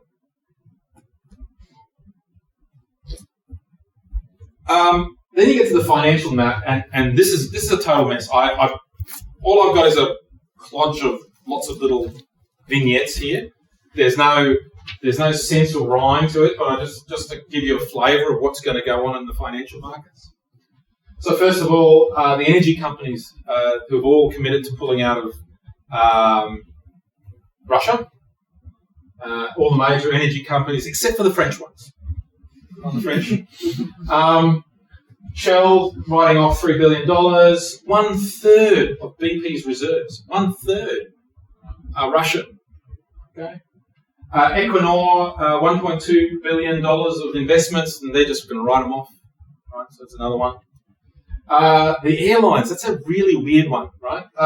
515 foreign financed lease planes to the tune of $10 billion. They're going to default on all of those leases because they can't pay them. This is going to be an interesting, and this comes in the bonds and all this sort of stuff, because the Russians actually have the cash. They're a very low debt country, right? They have the cash to pay the coupons and the premiums and everything. But right now they have no mechanism to pay. So if you can pay, but a third party is stopping you paying, is that really a default? Lawyers will have a field day figuring that one out. Okay. So anyway, you've got 515 foreign to the tune of $10 billion, and they're just not going to pay. There's a weird one here that like British Airways have cancelled its flights into Russia. So a lot of airlines have said, that's it, we're not flying to Russia anymore. And what the Russians have done in response to that is cancelled use of their airspace. So, well, if you're not flying to us, you can no longer use our airspace. So now they have to fly around Russia. Otherwise, Russian legitimately shoot them down. Okay? And the biggest impact on that is going to be on logistics. So I've been talking to people in the air freight industry, and there's just their hairs on standing on head, and they don't know. So that they think there's going to be a massive drop in air freight capacity in and around Europe as a consequence. Banking, 773,000 Europeans lost access to their bank accounts because of sanctions, because it was a Russian bank or a Russian subsidiary. There's 44 billion bonds, mostly to European banks, the coupon is coming due now or in the next week or so, and they can't pay. So this is where it gets into this default territory. All up, when you mount up all debts and all things everywhere, corporate as well as government debt, I think it's around about $500 billion worth of debt that simply now cannot be paid. What happens? Don't know. And this is just the stuff that you don't know. Sovereign Wealth Fund. This is interesting. Norway's Sovereign Wealth Fund have declared that they're going to exit all their Russian investments within 6 months. And that totals $1.3 trillion. Who would buy? Russia. Exactly. Well, and what price are they going to pay? So they'll buy the planes, they'll buy the Russia could buy. Yeah, but what do you think what price they're going to pay? It's not much. How about zero? They passed, the Duma passed legislation a week or so ago, creating a new bankruptcy law that allows a foreign investor to leave Russia without any obligations, as long as they hand the assets over to their local staff and the government. So yes, Norway Sovereign Wealth Fund can exit within 6 months, as long as they give that $1.3 trillion to the Russian government for free. I've got 3 years' time. Sorry? Yeah, I'm sure China will buy some, right? I mean, I would be going to China and saying, "Hey, would you buy this stuff?" Right? But China is not going to buy everything, and it will be on cents in the dollar. It's not going to be on full value. Or you start, yeah, sorry. Why do you think this information is being kept from ordinary citizens? I mean, there's so much triumphalism in Western countries. No, we like stories, and this is not a good story. So I'm just this is not hidden. You can find all this stuff. It's just out there. You go to the oil industry, you go to the airline industry, you go to the trade mags of the airline industry, you go to the analysts for the airline industry. You just go to the people who know the individual industries, and every industry is being touched by this war in one manner or another. And most of the analysts in our side of things are just freaking out. But it makes me feel like a fool, because I have applauded Western sanctions and Switzerland. Yeah, but we're at war.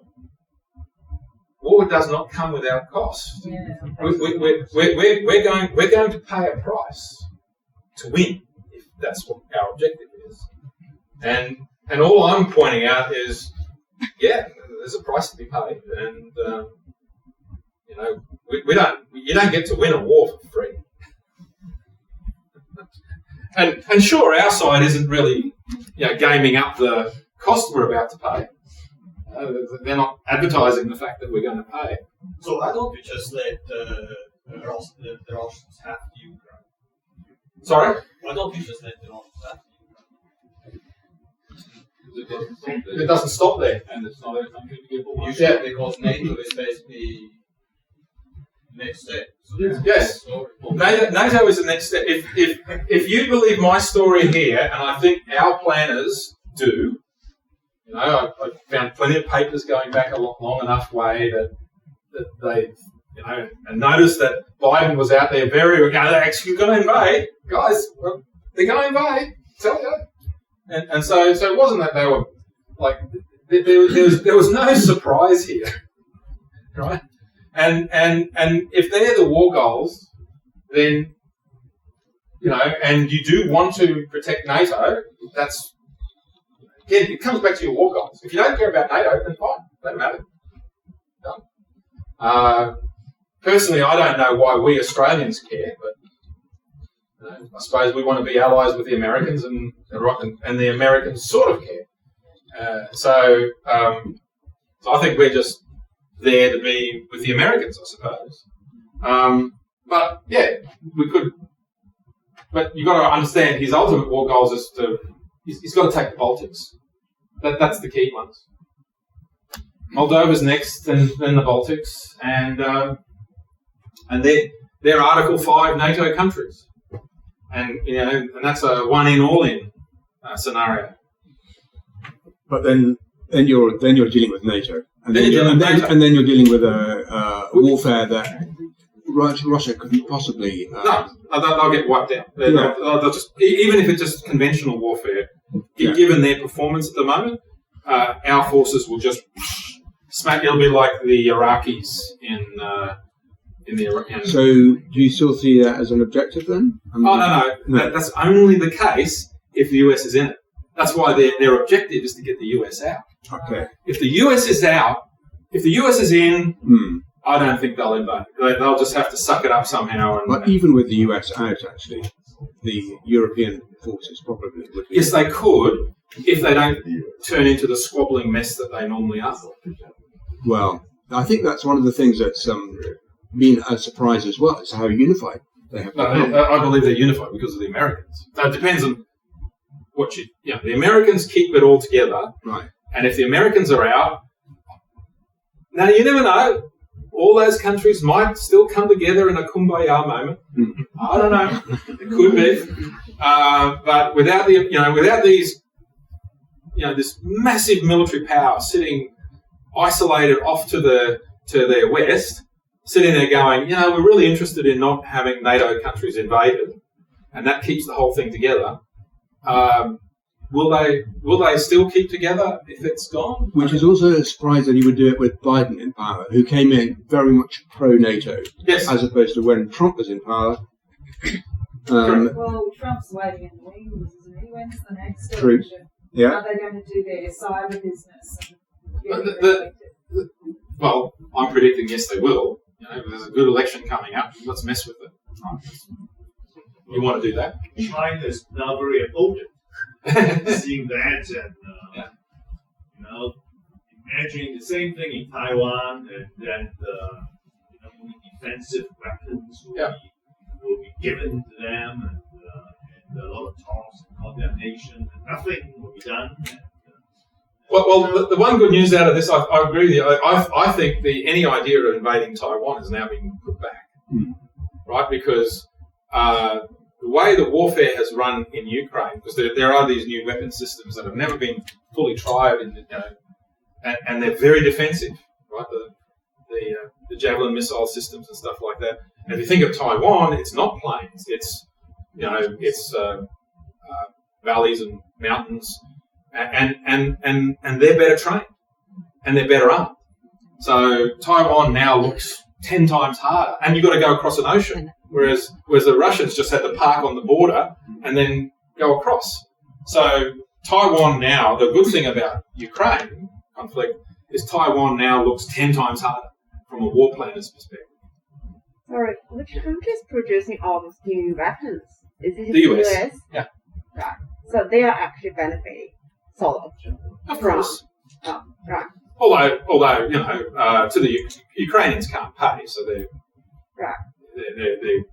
that's why it's an act of Congress at the moment. And how many $100 million worth of new kit they're sending over, so that's at the American taxpayer expense. But they're willing to pay for someone else to die on their behalf. So that's financial market. I mean, not just common people are concerned. I think the high and mighty, the billionaires, the multi-billionaires are concerned. For example, those in China, in Taiwan, Indonesia, Malaysia, 90% of the assets are in US, UK, Switzerland, Liechtenstein, and their planes are registered in Aruba and owned by a company in Belgium.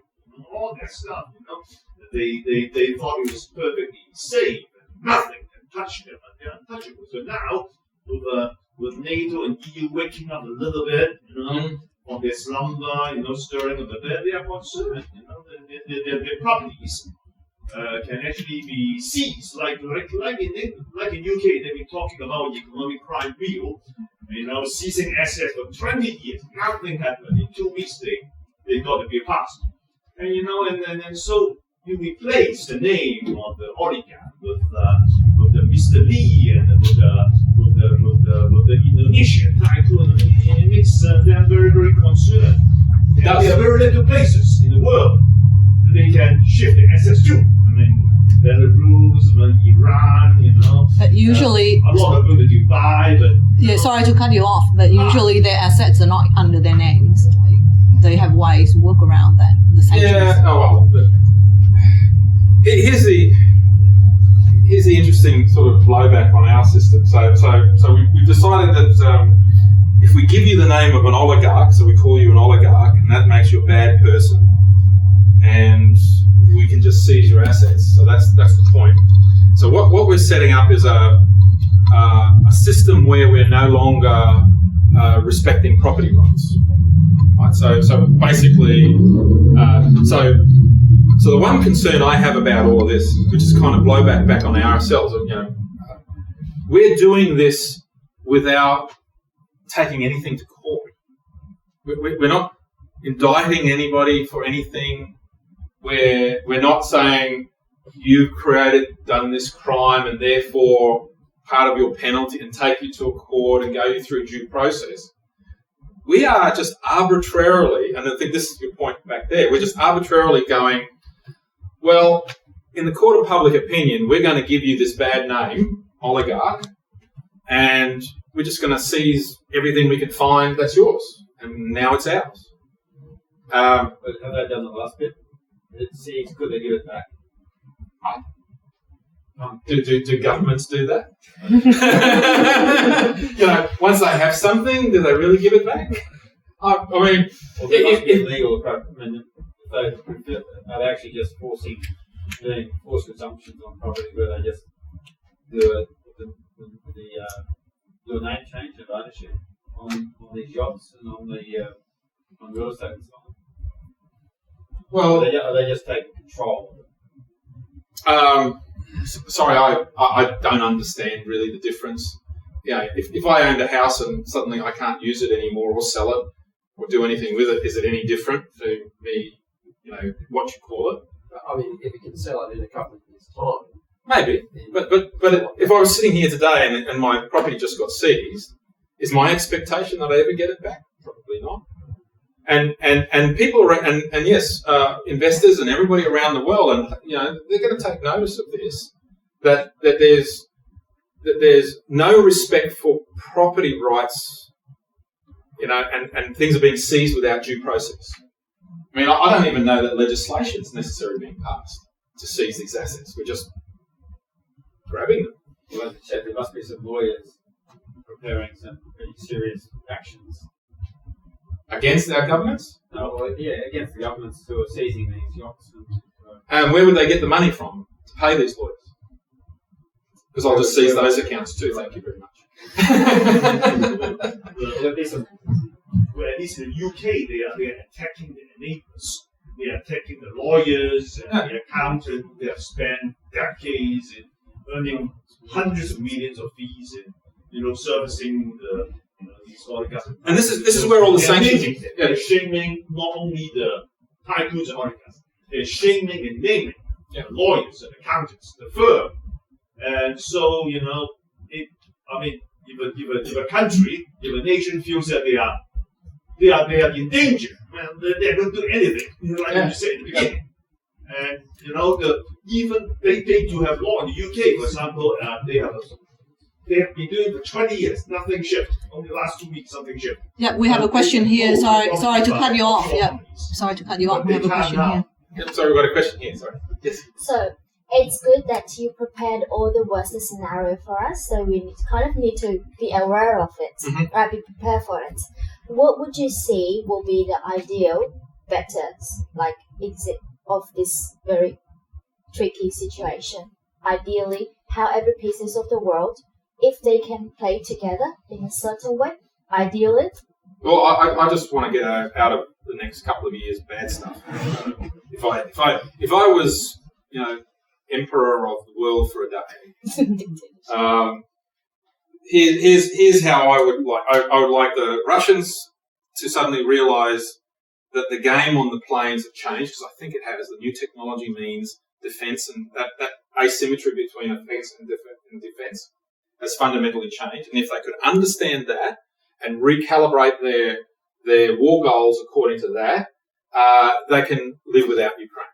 Or they could live with maybe a demilitarised zone, because remember the Ukrainian border is only like 300 kilometres from Moscow.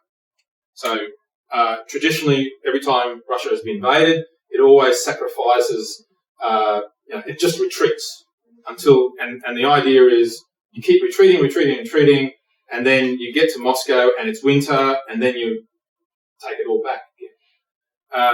If you can mount troops 300 kilometres from Moscow, there's no room to retreat. So if I was emperor of the world for a day, I would want to change their minds and understand that the rules of the game have changed and recalibrate accordingly, in which case Russia becomes defensible. Okay, and then you would have a mass program to get all the crops in for the year, because I'm mainly concerned about the famine. I'd like to avoid the famine. So that's the short-term goal. After that, a new world order or whatever, based on that, I'll let others deal with. To me, the short-term issue is the most important. The next 2 years are going to be critical. I do have a follow-up question, if I may. Yep. So that's like only Russia is doing the same. Is there any other part of the world can do anything about it, or nothing we can? Every other part apart from Russia, nothing we can do. Well, so that's why I did that, because they're all the things that Russia controls. Right? They're the largest exporter of all those things. And they can choose to not put it on the market. And we can choose not to pay them, or both. Just hurt those. Yeah. So this is an area that they actually have control. Some countries have already taken some steps to make available all some of these items into the market, even though Russia won't be able to put it out there. So like gasoline and diesel, I'm pretty sure they already planning this, like a strategy, side strategy to have like a lot of Middle Eastern countries put it out there. Well, this is why you're seeing all the Iranian talks accelerate. Yes. Even the US talking to Venezuela again and all that sort of stuff. Yeah. But again, Iran without sanctions can double its output. It can add another 1 to 2 million barrels a day, but it takes a couple of years. And you've got to come to an agreement. So there's time to agreement and time to do.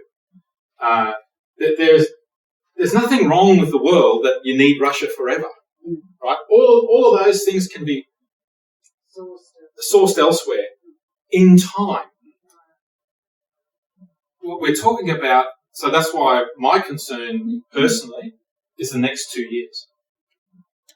So right now, sorry, you've got a question. So I'm just thinking of a country like South Africa, which didn't vote with the abstain. Yep.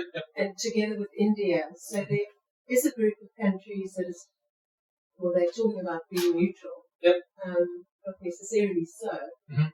And a country like South Africa, I think it's the second largest platinum producer in the Yes, it world. is. So, I think it's the first, actually. Is it the it first? might be. I think it's the first. Yeah. Sorry. Yeah, it's because I think Russia is second and South Africa is first. Yeah. Largest. So they, in a sense, stand to gain, possibly. Yeah, they do. Oh, yeah. So the problem with South Africa. So let's say the famine scenario comes about. The problem from South Africa is it's that middle part of it's the Central Africa that gets affected by that. So the refugee flows into South Africa is just going to be horrendous. I mean, it's already bad enough now coming in from Zimbabwe and places like that. But if that scenario, if that crop failure scenario comes about, then the biggest problem South Africa will experience will be refugee flows. It has enough to it can feed itself and has enough energy for itself. With the population, what is it, 45 million or something like 57 million. It can contain that. But if you suddenly had millions of refugees coming through, it'll get ugly. So you are already the victims of xenophobia. So. Correct. Oh, it'll go, yeah. And Europe will go the same. I mean, right now we're all,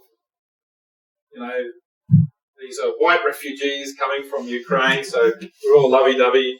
But even that'll go, if it gets to 5 million, 6 million, 8 million, 10 million, if that's the number of refugees, and then the famine kicks off, and then you get all the stuff coming in from North Africa, what does Europe look like after that?